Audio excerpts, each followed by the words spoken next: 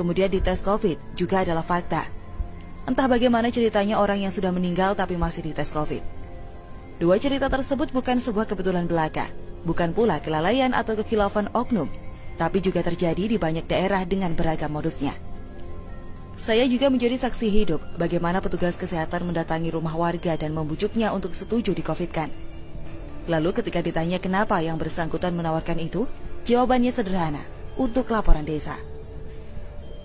Cerita soal pasien yang meninggal karena penyakit lain bila tidak mampu membayar biaya, ditawari surat positif COVID. Cukup menyetujui pemakaman COVID, maka mayat bisa keluar tanpa perlu membayar. Belum lagi aturan pemakaman COVID untuk semua pasien yang dicurigai. Bahkan meski tidak ada gejala pun divonis dicurigai COVID, sehingga pemakamannya harus sesuai aturan COVID. Beberapa hari setelahnya, hasil tes keluar dan ternyata negatif. Berapa banyak mayat yang dimakamkan sesuai standar COVID, tapi hasil tesnya ternyata negatif? Banyak. Lalu apakah setelah itu lingkungan sekitar tahu bahwa ternyata hasilnya negatif? Tak banyak. Ini seperti hoax yang terlanjur menyebar. Klarifikasi dan permintaan maaf tak akan pernah cukup menjangkau semua orang yang sudah menerima info hoax tersebut. Berbulan-bulan kita melakukan protes.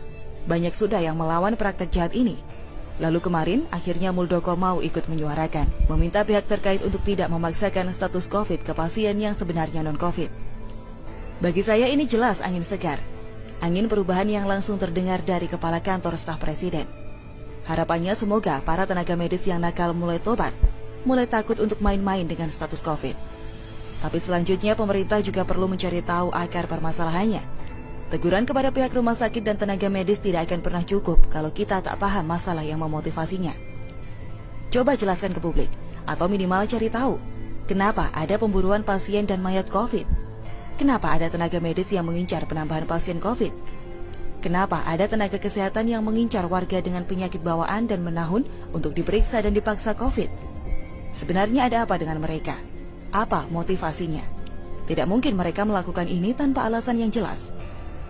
Memang sudah banyak kabar dan desas-desus terkait motivasi dan alasan tenaga medis bertindak nakal. Tapi tetap saja ini harus dikonfirmasi karena berkaitan dengan perbaikan kebijakan. Pada intinya kondisi kita sudah krisis. Masyarakat sudah menjerit. Sementara di level kebijakan dan wilayah medis masih banyak permainan dan akal-akalan.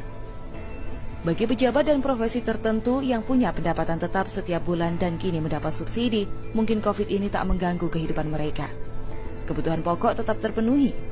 Tapi cerita para pekerja swasta tidak sebatas masalah PHK. Bahkan makan pun kini hanya nasi dan kecap. 7 bulan sudah kita menghadapi